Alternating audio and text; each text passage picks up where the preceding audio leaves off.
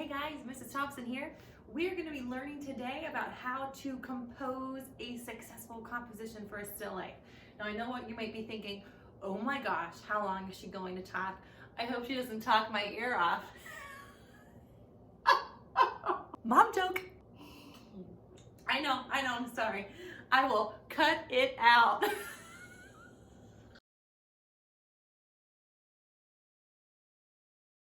For this still life, we're going to be compiling a certain group of items that you're going to be using for the still life itself. You have to collect items that have become commodities or something that became very important to you during this whole entire coronavirus pandemic.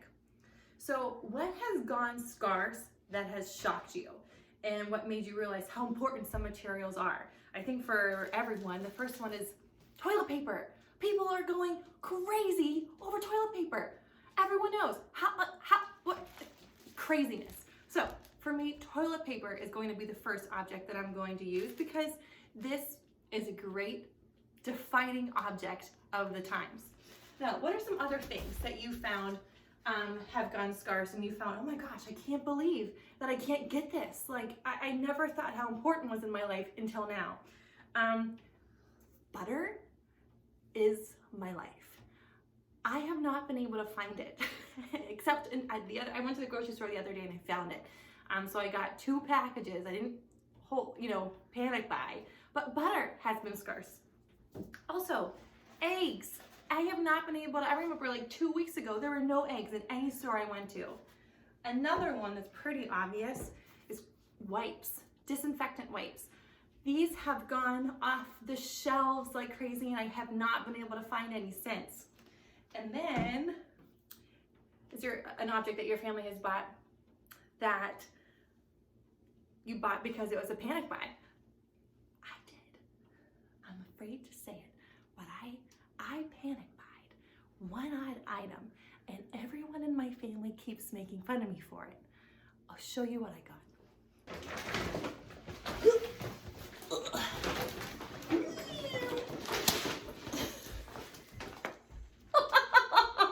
I bought a 50-pound bag of rice.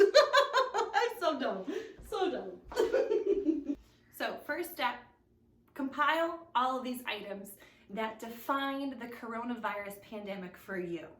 What are some things, like I just mentioned before, that have gone scarce, have become important to you that you never thought were that important in your life? Or what are some things that your family have bought that you've gotten from panic buying? Compile those together, and then we're going to start composing a still life. Creating an appealing and balanced still life can be a really difficult task.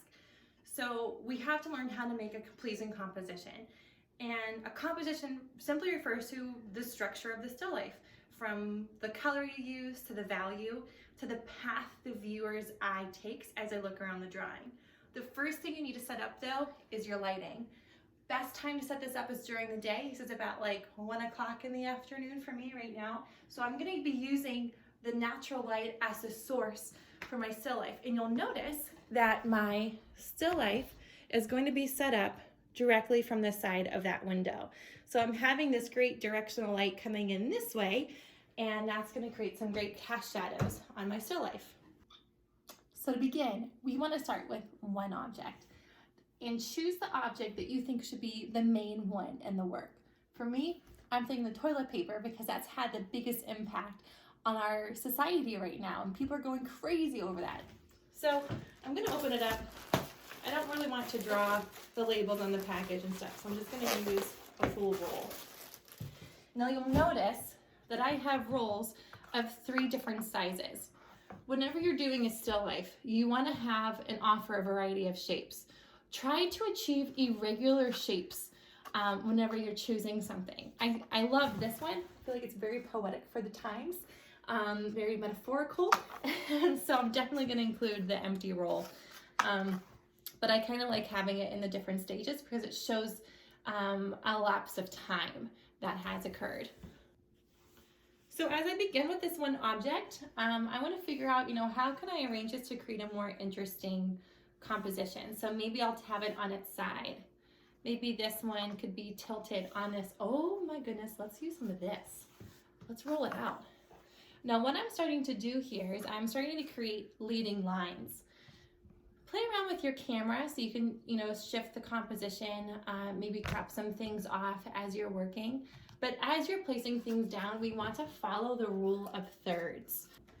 The rule of thirds adds balance and tension to an artwork by dividing your focus area horizontally and vertically into 3 sections and then aligning areas of focus on the intersections of those lines. You can create balance in a still life. So that's what I'm trying to achieve here with these rules. Another thing I'm trying to achieve is contrast. I don't want my values to be, the same as I am creating this, next to one another. That would look too bland, so I'm trying to figure out ways that I can arrange this to where I'm adding some contrast in. Another thing I'm trying to avoid is tangents. I'm making sure that, the edge of one object is not, ending and touching the edge of another. So I'm trying to have objects overlap. Notice that I'm using this to add a little bit of color and a different value behind the, toilet paper rolls, and I might shift my camera a little bit more to get those rolls on like a rule of third line. The extra objects that we're adding in are creating a narrative at times. This can speak to a larger group of people that when they look at these objects, they might say, oh my gosh, yeah, this reminds me of the coronavirus pandemic. Or these objects that you're putting in is more personal. It's an immediate experience of what you, have experienced. Now, I'm gonna crack this egg to reveal a more interesting shape and have some more variety in not just, the shapes that we're seeing, but the texture, the value. Let's see how I do here. That's so satisfying. So now I'm going to use the shells, maybe place some like that.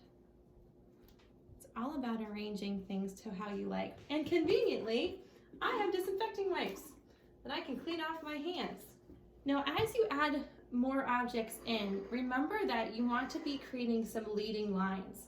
We want the viewer's eye to be led throughout the entire composition. So you might find that you might want to remove a couple things that you've added in.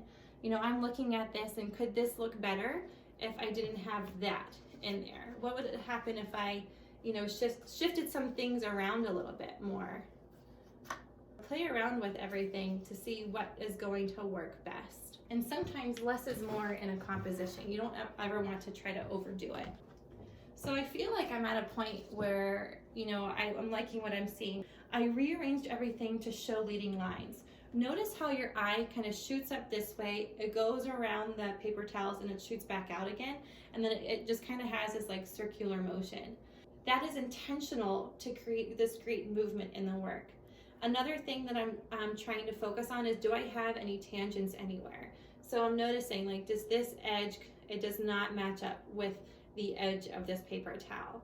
I'm making sure that I have interesting negative spaces around my objects and that things are not too even. Also here, like, can I add in some interesting folds into the toilet paper to create some more interesting movement? And I like that a lot more. It adds a little bit more variety to the piece. I'm utilizing the rule of thirds. I like what I see. So this is, to me, a successfully composed still life.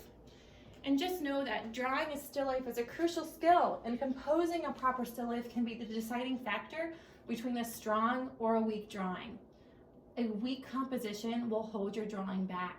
So take the time to really set this up and to create a really nice, successful design.